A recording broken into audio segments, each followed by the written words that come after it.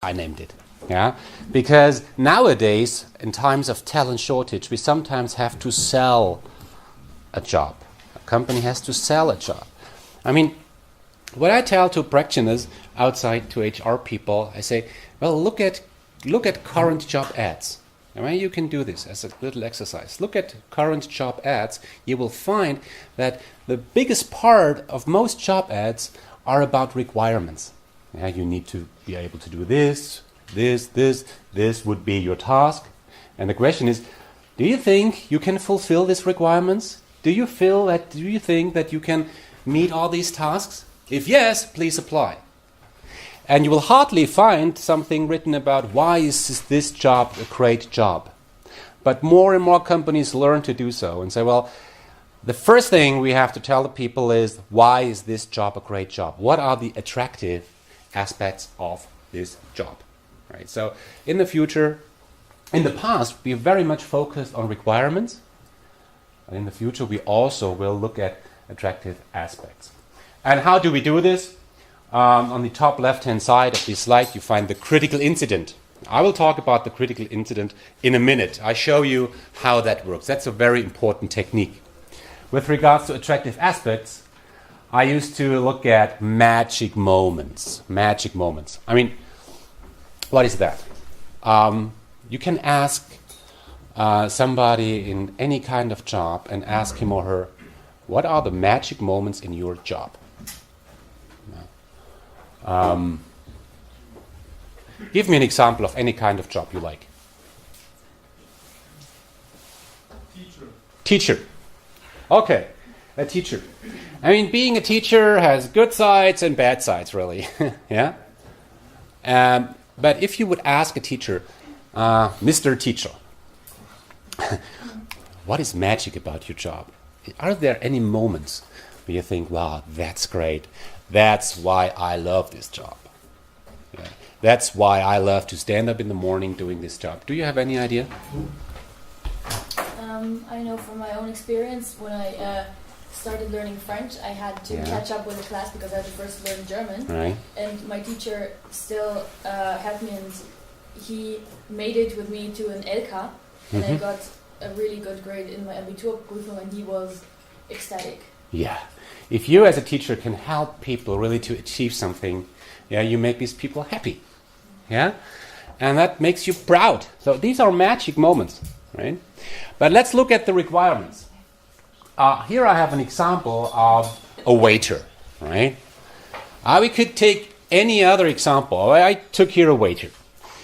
I mean, here the task is to understand what are the critical competencies somebody must demonstrate to be successful as a waiter. I mean, we all have ideas. Yeah, but if you really want to understand what are the critical requirements for a waiter, you must look at the critical incidents. What is that?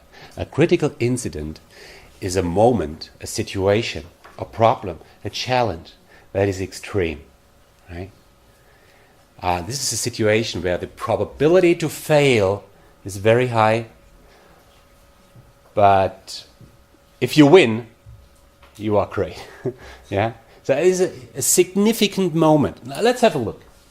Here are some examples which came to my mind. I mean, probably you have other ideas, but when I think of a waiter, I never was one. Maybe some of you did work as a waiter and you know it better, but I thought, well, think about, the restaurant is crowded and guests become impatient. Yeah. Guests complain about uneatable dishes.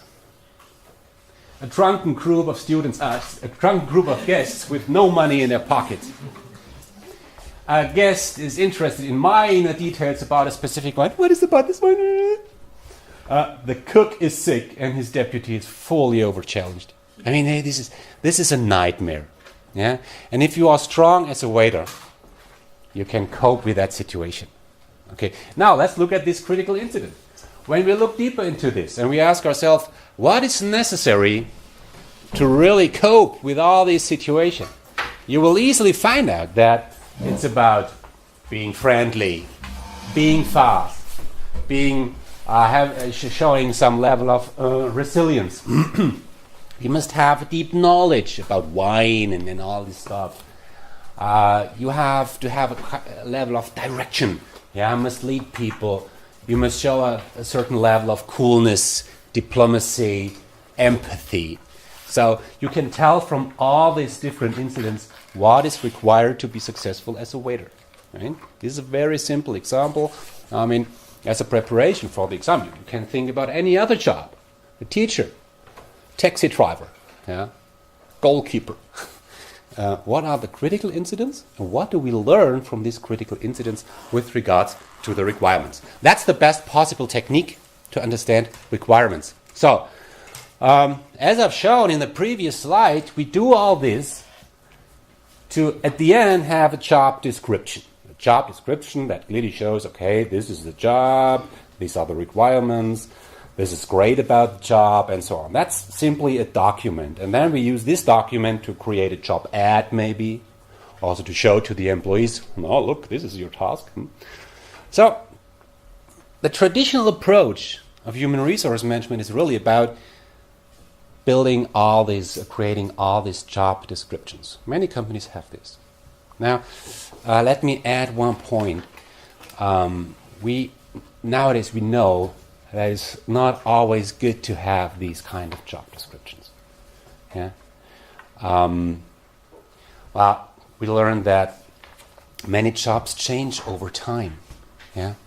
If you look at a software developer, okay, a software developer must develop software, but I mean the requirements, the environment, the attractive aspects, they change over time. So once you have a job description, it might be outdated already after a very few years. You have to understand, okay, when we do job description for our jobs, what kind of jobs do we have? I mean, think about a company like Bosch. What kind of jobs does Bosch have? I mean, there are thousands. Yeah, it's really very hard to identify the different types of jobs. And there is one phenomenon we also see, is de-jobbing. It's a phenomenon we see nowadays in the modern world of work, that people more and more create their own job. I mean, when I look at myself, I have the same job as any other colleague at this faculty. Really, we have the same job.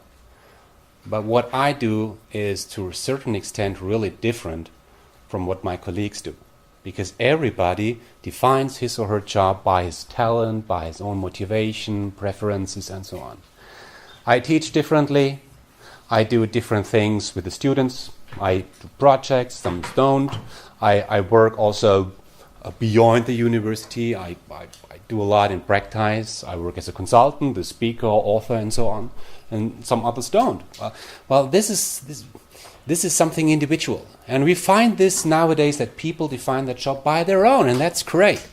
Right? Bureaucracy.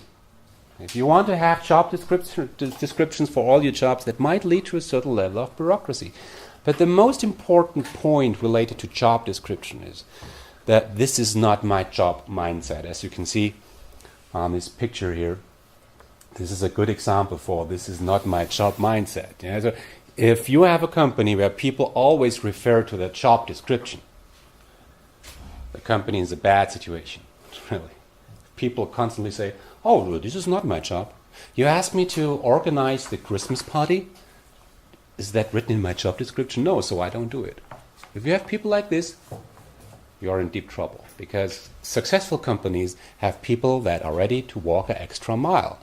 Yeah? So job descriptions, they bring in some clarity, are useful to a certain extent, especially for recruiting, but job descriptions are not always a very good idea. So, having shown this all around job analysis and job description, now let's talk about recruiting, right? Candidate selection.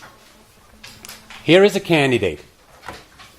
And what I want you to understand is that a candidate or an applicant is something quite complicated. There are many different dimensions.